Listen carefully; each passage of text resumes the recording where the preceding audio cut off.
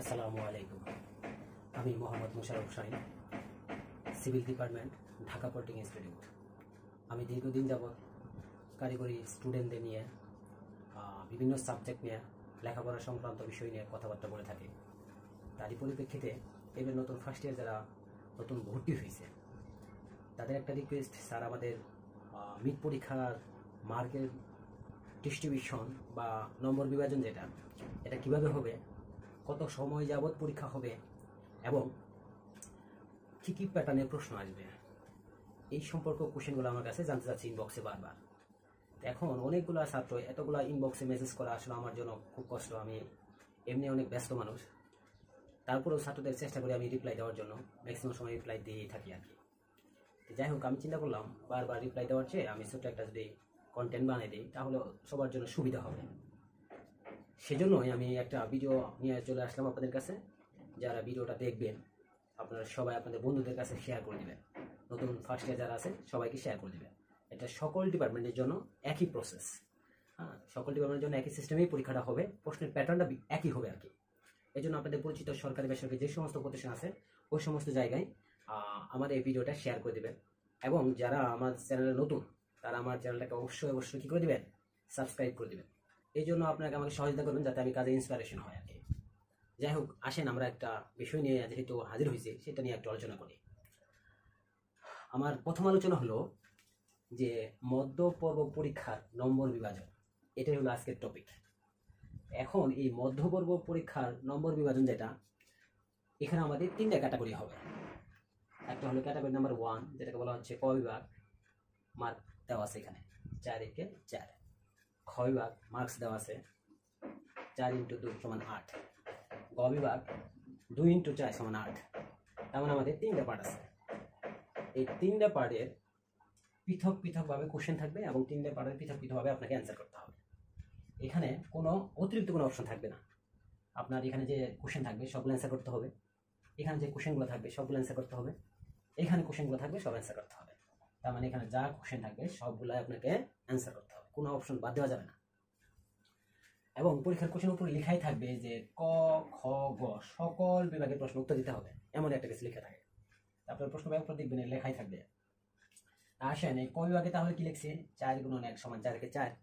তাহলে 4 × 1 মানে আমি এটা বুঝাইছি, সেটা হলো ক বিভাগে 4টা কোশ্চেন থাকবে, 1 2 3 4। ক বিভাগে 4টা কোশ্চেন থাকবে, সেগুলো হলো শর্ট কোশ্চেন, যেটাকে বলা হয় অতি সংক্ষিপ্ত। এটাকে বলা হয় অতি সংক্ষিপ্ত।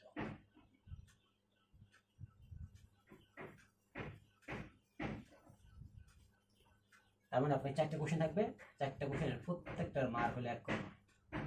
4টা কোশ্চেন 4 হলে 4/4। এইবার আসেন ঘ বিভাগে। ঘ বিভাগে দেখেন 4x2। তার মানে এখানেও 4টা কোশ্চেন থাকবে,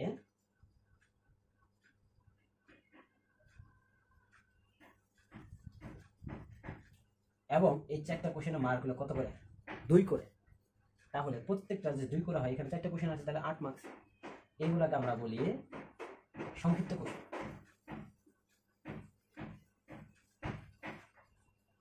তাহলে প্রথমটা ছিল অতি সংক্ষিপ্ত কোশ্চেন, দ্বিতীয়টা ছিল সংক্ষিপ্ত কোশ্চেন। এইবার তাহলে অতি সংক্ষিপ্ত গেল 4টা, সংক্ষিপ্ত গেল 4টা। এবার আসেন গ পার্ট, যেটা আগে দেখেন 2x4 লেখা। তার মানে হলো এখানে 2টা কোশ্চেন থাকবে। এই 2টা কোশ্চেনের নম্বর হলো কত করে, 4 করে। 4 × 8। দেখেন এবং নম্বরটা কত দাঁড়ালো, 4 12 আর হলো 8 20। তার মানে আমাদের এই সাবজেক্ট, যেটা আমি একটা আলোচনা করলাম একটা সাবজেক্টের, এই সাবজেক্টের পূর্ণমান দাঁড়ালো 20। এই 20-এর সময় কতক্ষণ, 1.5 ঘন্টা সময় পরীক্ষা হবে আপনাদের। এখন এইটা হলো 20 মার্কের প্রশ্নের প্যাটার্ন এবং মার্কের ডিস্ট্রিবিউশন। এখন ম্যাক্সিমাম সাবজেক্টেরই এই 20 মার্কেরই পরীক্ষা হবে। এমনও হইতে পারে যে কোনো সাবজেক্টের 30 নম্বরের পরীক্ষা হইতে পারে। যদি এমন হয় তাহলে নম্বর বিভাজনটা কেমন হবে দেখেন, এখানে ছিল 4টা কোশ্চেন 1 করে। যদি 30 মার্কের পরীক্ষাটা হয় তাহলে হবে 4 × 2 = 8 হবে। তার মানে এখানে 1 করে ছিল, এখানে হবে 2 করে। পরবর্তী সংক্ষিপ্ত কোশ্চেন এখানে 4x2 ছিল, এখানে দেখেন 4 × 3, 3 4 12। দেখেন গ বিভাগে 2 × 4 ছিল 8 ছিল। এবার দেখেন 2 × 5, তার কি দাঁড়ালো 5 × 10। দেখেন টোটাল 8 12 আর হলো 10, 8 আর 12 হলো 20 আর 10 হলো 30। তার মানে কিছু সাবজেক্ট 30-এও পরীক্ষা হবে। এখন কথা হলো স্যার কোন সাবজেক্টগুলা 30-এ পরীক্ষা হবে, কোন সাবজেক্টগুলো 20-এ পরীক্ষা হবে। এর জন্য আমি প্রথম ক্লাসে যে ভিডিওটা বানাইছিলাম আপনাদের জন্য, প্রথম কন্টেন্ট, সেখানে কিন্তু আমি বলেছিলাম যে আপনাদের সাবজেক্টের প্রথম পৃষ্ঠা উল্টানোর পরে দ্বিতীয় পৃষ্ঠার দিকে দেখবেন ক্রেডিট লেখা আছে। যদি ক্রেডিটটা 3 ক্রেডিট হয়, ক্রেডিটটা যদি 3 ক্রেডিট হয়, তার মানে এটা হলো 20 মার্কের পরীক্ষা। আর ক্রেডিটটা যদি 4 লেখা থাকে তাহলে হবে 30 নম্বরের পরীক্ষা। তার মানে আপনার ক্রেডিট অনুসারে নম্বরের ভাগ হবে। এখন তাইলে আমি ক্রেডিট আপনাকে কত বুঝাইলাম, এটা 3 বুঝাইছি, আর ক্রেডিট 4 বুঝাইলাম। এটা 3-এর ক্রেডিট হলে পরীক্ষা হবে 20 মার্কের মিড পরীক্ষা, আর 4-এর ক্রেডিট হলে পরীক্ষা হবে 30 মার্কের। তার মানে আপনাদের ফার্স্ট ইয়ার যারা আছে, এবার মনে হয় আপনাদের ম্যাথমেটিক্স 1 আছে, ম্যাথমেটিক্স 1 হলো 4 ক্রেডিট সাবজেক্ট 30 মার্কের পরীক্ষা হবে। এছাড়াও ফিজিক্স মনে আছে আপনাদের, ফিজিক্সে হলো 4 ক্রেডিট সাবজেক্ট 30 মার্কের পরীক্ষা হবে। আর কোনো ডিপার্টমেন্ট যদি কেমিস্ট্রি থাকে, কেমিস্ট্রিও 4 ক্রেডিট সাবজেক্ট 30 মার্কের পরীক্ষা হবে। আর বাকি সবই মনে হয় আপনাদের 3 ক্রেডিট সাবজেক্ট 20 মার্কের পরীক্ষা হবে। এই হলো কথা।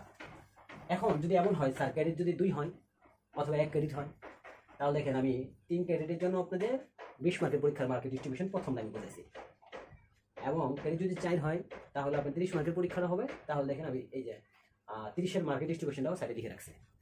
এখন ক্রেডিট যদি আর কম হয় তাহলে এই মার্কেট ডিস্ট্রিবিউশন দেখেন, ক্রেডিট যদি কম হয় 1 ক্রেডিট বা 2 ক্রেডিট হয়, তাহলে প্রশ্ন ডিস্ট্রিবিউশনটা হবে দেখেন প্রথমে 4টে কোশ্চেন ছিল, এখানেও 4টে আছে, কিন্তু পূর্ণমান ছিল এখানে 1, কিন্তু এখানে পূর্ণমান হলো 0.5 মানে হাফ। তাহলে হাফ দিয়ে গুণ করলে 2 হয়। পরবর্তী বিভাগে দেখেন খ বিভাগে দেখেন 4 × 2 ছিল, এখানে 2 × 1 আছে, তার মানে 2টা কোশ্চেন থাকবে 1 করে মার্কস, 2 × 2। আর প্রথমে 4টে কোশ্চেন ছিল 0.5 করে, তাহলে হলো 2 মার্কস। আর তৃতীয় নম্বর যেটা, সেটা হলো গ বিভাগ, যেটা 2টা কোশ্চেন থাকবে, এখানে মার্কস ছিল 4 করে রচনামূলক আর কি।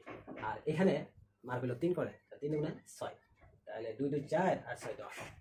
এই হলো আপনার 1 ক্রেডিট বা 2 ক্রেডিট মার্কেট ডিস্ট্রিবিউশন। তার মানে এই 3টের মধ্যেই আপনাদের পরীক্ষাটা হবে। তার মানে সাবজেক্ট অনুসারে আপনার 10-এও পরীক্ষা হতে পারে, কিছু সাবজেক্ট অনুসারে কিছু সাবজেক্ট 30-এও পরীক্ষা হতে পারে, সাবজেক্ট অনুসারে কিছু সাবজেক্ট 20-এও পরীক্ষা হতে পারে। এখন স্যার আপনি তো আমাদের বুঝাইলেন, কি বলে 30 বুঝাইলেন, 10 বুঝাইলেন, 20 বুঝাইলেন। এখন সময়টা আসেন। সময়ের জন্য হলো আপনাদের সময়টা ছিল 1.5 ঘন্টা। 1.5 ঘন্টা কিসের জন্য? 3 গ্রেডের জন্য। যদি গ্রেড 4 হয়, 4 গ্রেডের জন্য 1.5 ঘন্টা পরীক্ষা। কিন্তু আপনাদের যদি 2 বা 1 হয়, তাহলে এইটার পরীক্ষাটা হবে 1 ঘন্টা। তার মানে 3 ক্রেডিট আর 4 ক্রেডিট মার্কের পরীক্ষাটা হবে 1.5 ঘন্টা।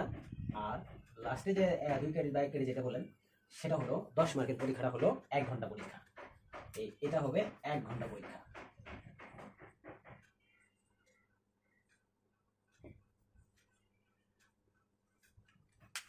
এই ছিল আমাদের মধ্যপূর্ব পরীক্ষার নম্বর বিভাজন। এই মধ্যপূর্ব পরীক্ষার সম্ভাব্য ডেট দেওয়া আছে আমাদের ডিপার্টমেন্ট থেকে বা কারিগরি শিক্ষা বোর্ড থেকে। সম্ভাব্য ডেট দেওয়া আছে 16/3/2025। যেহেতু আগামী 2 তারিখ থেকে পবিত্র মাহে রমজান শুরু হচ্ছে, মাহে রমজানের প্রেক্ষিতে আমাদের ক্লাস রুটিনটা কিছু পরিবর্তন করা হয়েছে। ইতিমধ্যে সবাই ক্লাস রুটিন পেয়ে গেছেন। ক্লাস রুটিনে সামান্য একটু পরিবর্তন আসছে। কী ধরনের পরিবর্তনটা? ফার্স্ট শিফট যারা ফার্স্ট শিফট ছিল, ওদের ক্লাসটা ছিল 8টা থেকে 1টা 15 পর্যন্ত। আর যারা সেকেন্ড শিফট ছিল, ওদের ক্লাসটা ছিল 1টা 15 থেকে আপনার ছিল 6টা 6:30 পর্যন্ত। এইভাবে তাহলে 8টা থেকে 1টা 15 পর্যন্ত ছিল একটা, 1টা 15 থেকে 6টা 6:30 পর্যন্ত ছিল। এখন রমজানে কি কারেকশন হলো? রমজানের কারেকশনটা হলো এখানে ক্লাস ফার্স্ট শিফট যারা, তাদের ক্লাসটা হবে 8টা থেকে 12টা পর্যন্ত। আর যারা সেকেন্ড শিফট, তাদের ক্লাসটা হবে 12টা থেকে 3:45 পর্যন্ত। জাস্ট এটুকু পরিবর্তন। আগের ক্লাসগুলা কোথাও ক্লাস সিঙ্গেল ছিল, কোথাও ডাবল ছিল। এখন সবগুলা সিঙ্গেল ক্লাসগুলো, ডাবল ক্লাসগুলো, প্রত্যেকটা ক্লাসই হবে 30 মিনিটস, প্রত্যেকটা ক্লাসই হবে 30 মিনিট করে। এখন রমজানে এটা করাতে একটু ভালো হয়েছে, ছাত্রদের জন্য ভালো হয়েছে, টিচারদের জন্য ভালো হয়েছে।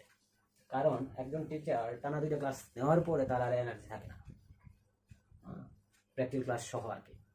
এখন রমজানে এরকম যদি 2টা ক্লাস নেয় তাহলে আর এনার্জি থাকবে না। রমজানে 30 মিনিট ক্লাস করে দিছে, এখন কিছু কথা বলবে এমনি ক্লাস দেখবেন শেষ হয়ে যাচ্ছে। ছাত্রদের জন্য সুবিধা, কারণ টানা 3টা ক্লাস করলে আর ক্যাপাসিটি থাকে না, নেওয়ার মতন ধারণ ক্ষমতা থাকে ধরে রাখতে পারেন আর কি।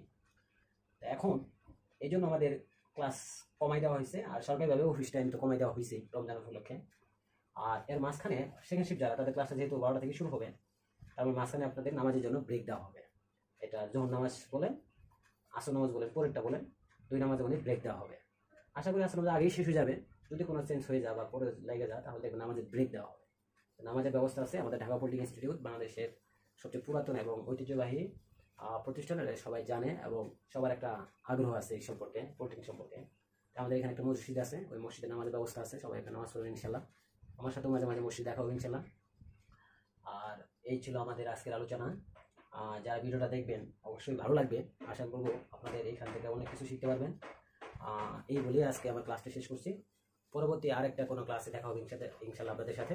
ভালো থাকবেন, সুস্থ থাকবেন, আর পবিত্র মাহে রমজানের শুভেচ্ছা। আসসালামু আলাইকুম।